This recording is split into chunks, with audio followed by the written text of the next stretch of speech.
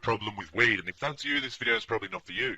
But if you're like 9% of daily smokers, you have trouble quitting weed. You know, you need to quit weed for your job, or you need to quit weed for your education, you need to quit for your physical health, or you need to quit for your mental health.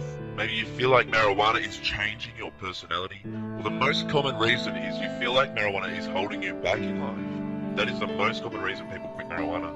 Apathy is holding you back. Apathy is that whole attitude of, I don't care, I don't give a shit. And the problem with that is you do care, you do give a shit, but it's marijuana that makes you not care. End result is you end up with a life you don't care about. And as soon as you stop smoking and wake up, which will happen one day, it comes down on you like a ton of bricks, and it causes depression, all sorts of things, and most likely it makes you go back to marijuana. So you've probably recognized this in your own life, and it makes you want to quit weed. But you have trouble quitting weed. And there's a ton of reasons why. You may have trouble sleeping without weed, especially that first night. People just sort of stare at the ceiling all night. They don't actually get some sleep. And that can be an excuse people use to go back to marijuana. And if you smoke weed every single day, you're kind of doing it just to feel normal. So as soon as you take it away, you don't feel normal anymore. A lot of people feel socially alone without weed. And this is usually because every one of your friends smokes weed. So it's hard to find that new tribe. Eating at regular times without weed can be very difficult. You don't feel hungry when you probably should. Stronger emotions without weed. Social anxiety, maybe you feel angry. Maybe you have that short temper, you're a bit more snappy. Depression. There's mental fog when you quit weed. And basically the problem here is it's fine to be a little bit dopey, a little bit slow, a little bit behind at times when you're stoned. But when you stop smoking weed, you want to get that clarity, focus and motivation back very quickly. And sometimes it doesn't happen as quick as you think. So I hear about a lot of people that smoke weed and, 2 weeks, a month, a couple months after they quit, they still have that mental haziness, that mental fog. And it can be difficult, right? Because smoking marijuana relieves these problems straight away. And one of the biggest problems people have is replacing marijuana with another habit. If you have a compulsive addictive personality, that can be the reason you've got this marijuana problem. But you actually need to replace a marijuana habit. You can't just quit something that you feel psychologically addicted to. And it's really important that you don't replace marijuana with something worse, like alcohol, cigarettes, or any other harder drugs. And please don't think I'm having a go at you, I did this. I smoked weed for 13 years, every single day. I also sold weed. I was a guy with weed. So if I didn't have it, nobody had it, right? And it didn't cost me anything, so I just developed this massive marijuana habit. And it was only when I tried to quit that I realized I couldn't. And it was literally the last 3 years of smoking that I was trying to quit weed. And the weirdest thing, back in the day I would have never imagined that I would end up helping people quit weed, because I made so many people not only start smoking weed, but also really up their habit and start smoking weed every single day. That's why I now help people quit weed. It's kind of a karma thing for me. So far we've helped over 10,000 people quit weed, and I just hope that I help more people quit weed than I helped get into weed back in the day. That's my goal. So I know what it's like to kind of have mixed feelings about quitting marijuana. Of course you're going to have mixed feelings. You want to quit because you're being held back in so many different ways.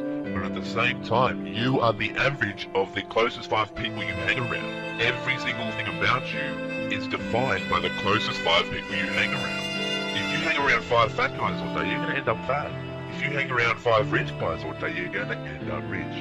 If you end up hanging around 5 stoners all day, every single day, what do you think you're going to become? So how do we help you quit weed? What we do is change the belief system you have about marijuana so that you can gain control. And this isn't something about willpower. Willpower does not work. It doesn't work. You can't consistently, forever, for the rest of your life, go against something you want to do. Here's the reason why willpower doesn't work. Willpower is ego depletion, or willpower depletion. And what it means is willpower uses a certain type of energy in your body, and you have a limited supply of it. Using willpower, controlling your thoughts, controlling your emotions, controlling your actions, controlling your decisions, controlling your temptations, they draw on the same resource. They pick the same energy, and you have a limited supply of that type of energy. So as you stack these on top of each other, you attempt to overcome many temptations that all use the same type of energy. You run out. There's science behind this. There's many scientific tests they have done. For example, after people resist temptation, they are more likely to give up on a difficult puzzle. Why? Because they feel more stress and they are less happy. We're also not going to use the technique of avoidance. It's easy to smoke weed if you have no weed, but you can't use the avoidance tactic Eminem says, marijuana is everywhere. Where were you brought up? You know, a lot of people write to me saying, Seb, I just need to move to another city for 3 months, or go on holiday for 6 weeks, or whatever they say. But that's escapism. It's not going to work because you cannot avoid marijuana for life. You know, I've often said when I smoke weed, you could drop me in any city in the world, and probably that day I'll find some weed. I don't even think a language barrier could have stopped me when I smoked weed. What else is stopping you? Well, if you're still brainwashed by all your stoner buddies and you think marijuana has no physical symptoms when you quit, allow me to clarify it. Marijuana is psychologically addictive. It's stronger than your average psychological addiction because it changes your mental state instantly and reliably. It is not very addictive. But the reason it's so difficult to quit for some people is because it gives you physical symptoms when you quit. You know, do you have trouble sleeping when you quit marijuana? Do you have trouble eating at regular times when you quit marijuana? These are the physical symptoms that sometimes people use as excuses to go back to marijuana. So if you have trouble quitting weed, you need to deal with the psychological addiction. But there's also this physical side, and you can overcome the physical side if you flush your body of the built-up metabolites of marijuana. And a marijuana detox is the easiest way to deal with physical symptoms when you quit. So if you would just like to quit weed and move forward in your life, get ahead with all these things that marijuana is stopping you from doing, whether it's putting a ceiling on your income, whether it's halting you in your career or your education, or your relationships are just shallow and limited. You know, there is a million different mild problems with marijuana, whether it's stealing your motivation every day or changing your personality to its core.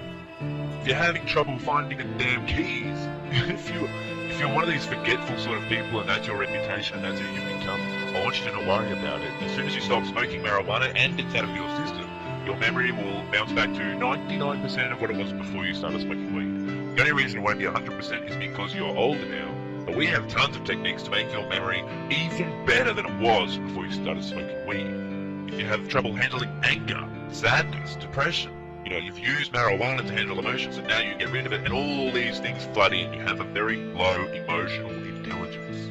How's your stress? Marijuana stops you from developing stress tolerance. And it's the same thing as emotional intelligence. You're using marijuana to deal with stress, so when you take the weed away, you have a harder time dealing with the stress.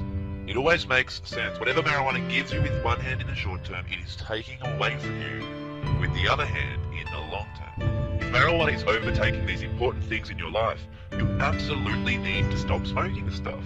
By the way, how to quit weed without withdrawals or sleepless nights, or how to easily control your marijuana habit? Use Quit Marijuana the Complete Guide. It absolutely has higher success rates than 12-step programs put on by secretive organisations like Narcotics Anonymous, you know the ones. They don't work because you just have meetings with people that smoke weed. You're hanging around stoners. And what does that mean? We know what it means. And that's why the Complete Guide is more successful. You can do this in your own time, from home, without hanging around stoners. Click the link below.